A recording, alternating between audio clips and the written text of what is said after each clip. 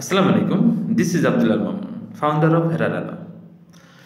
তো আজকে আমরা নতুন একটা টপিক নিয়ে কথা বলবো। সেটা হচ্ছে যে আমাদের যে 10ম এবং 11তম লেসনের যে হরকত দিয়ে 1 মিনিটে পড়া চাই এবং তানবিন দিয়ে 3 মিনিটে পড়া চাই, এটার বাস্তবে অনুশীলন প্র্যাকটিস করবো আজকে। তো আজকে যদি আপনি নতুন ভিডিওটি দেখে থাকেন তাহলে আমাদের পিছনের লেসনগুলো দ্রুত দেখে ফেলুন, তাহলে আমাদের কোর্স সম্পর্কে এবং বই সম্পর্কে একটি ডিটেল ধারণা পেয়ে যাবেন। তো চলুন শুরু করি। অলরেডি স্ক্রিনে দেখতে পাচ্ছেন এটি চার্জে বাস্তব অনুশীলন। তো সেটা কী হবে, তো একটা উদাহরণ দিয়ে আমরা বুঝিয়ে দিয়েছি। টপ লেভেলে দেখতে পাচ্ছেন আহাদুন, এক পাশে আরবিতে আহাদুন, আরেক পাশে বাংলাতে হচ্ছে প্রোনাউন্সিয়েশন আহাদুন লেখা।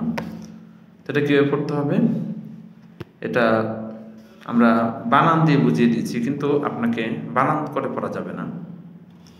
হামজা জবর আ, হা জবর হা, দাল দুই পেশ দুন, এভাবে বানান করা যাবে না। আপনাকে ডাইরেক্টলি আহাদুন বলতে হবে, সেটা আমরা লিখে দিয়েছি। এভাবে আর বানান করে বলা যাবে না, শুধু বলতে হবে আহাদুন। যে কোনো হরকতওয়ালা শব্দ দেখেই যাতে আমরা বলতে পারি যেটা হচ্ছে এই শব্দটা এটা। কারণ আপনি তো ইতিপূর্বে জড়তা কাটানোর জন্য হরকত দিয়ে তানবিন দিয়ে প্র্যাকটিস করেছেন, সুতরাং এখন আর সেটা করা যাবে না। এখন আপনাকে শব্দটাই দেখে যাতে বলতে পারেন। চলুন আমরা একটু পড়ি, আমার সাথে আপনারা প্র্যাকটিস করবেন। আহাদুন, সাবুরা, ফাতিমা, মাদিনান, জাহাদুন, হালিমুন, আখাদান। আপনি যদি এভাবে পড়তে না পারেন তাহলে বুঝতে হবে আপনার 1 মিনিটে এবং 3 মিনিটে যে তানবিন হরকতের প্র্যাকটিস সেটা এখনো ক্লিয়ারেন্স হয় নাই, আপনার জড়তা কাটে নেই, যতক্ষণ না এভাবে আপনি পড়তে না পারবেন। তারপরে দ্বিতীয় প্যারাতে চলে আসি। আখাদান, খলাকিন, যাকারিন, তাবাকিন। নিচে সতর্কতা দিয়েছি, লাল হরফগুলোতে সতর্ক, অর্থাৎ আপনাকে গুণাগুণ শুদ্ধ উচ্চারণ করে তালাত করতে হবে। একদম নিচে দেখুন। তো এই জন্য আমরা চার্টে মাঝখানে লাল হরফ দিয়েছি। সবগুলোতে আপনাকে সতর্ক হতে হবে, কিন্তু স্পেশালি লাল হরফগুলোতে আমরা একটু ইন্ডিকেট করেছি যাতে আপনি ওখানে একটু সতর্ক হন। তাহলে আপনার হরফের গুণাগুণ এবং শুদ্ধতা চলে আসবে এবং জবটা কেটে যাবে। আরও সাবধান করেছি, লাল চিহ্নিত রতে যদি জের থাকে তাহলে পাতলা উচ্চারণ করতে হবে, ঠিক আছে? আর জবরত পেশ থাকলে মোটা। তো চলুন দ্বিতীয় প্যারাতে চলে যায়। আখাদান, খলাকিন, যাকারিন, তাবাকিন, জাআলা, বাখিলা। তারপর নিচে চলেছি তৃতীয় লেভেলে চলে আসি। নাজিদুন, আমার সাথে একটু প্র্যাকটিস করবেন। নাজিদুন, রবিউন, জামিরুন, শারিয়া, বাসিরান, উতিলা। ঠিক আছে? তারপরে 4th লেভেলে চলে আসি। 4th প্রাতে সাকুলাত, সাকুলাতুন। আপনি যদি এভাবে পড়তে না পারেন তাহলে আপনি প্রয়োজনে একটু বানান করে শিখবেন।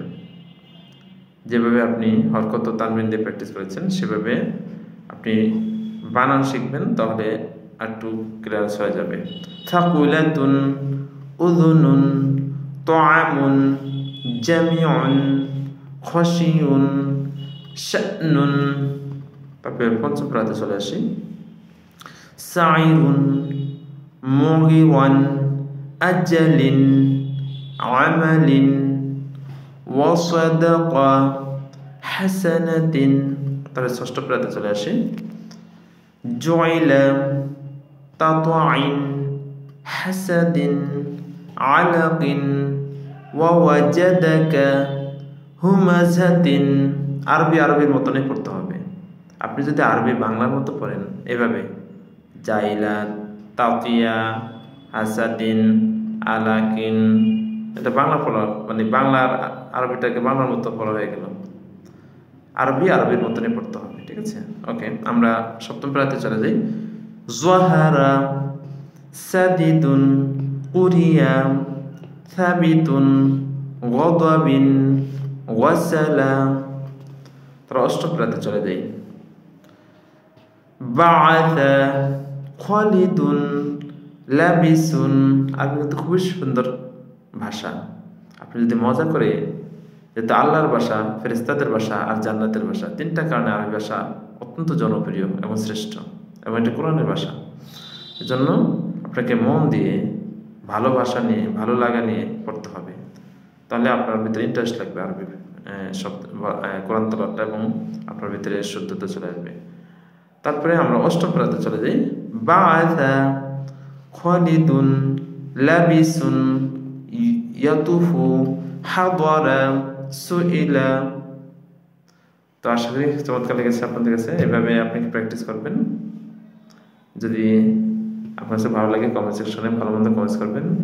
আর বইটি যদি ভালো লাগে বইটি আশেপাশে ডিসক্রিপশনে লিঙ্ক দেওয়া আছে, ঝটপট অর্ডার করে ফেলুন। ধন্যবাদ।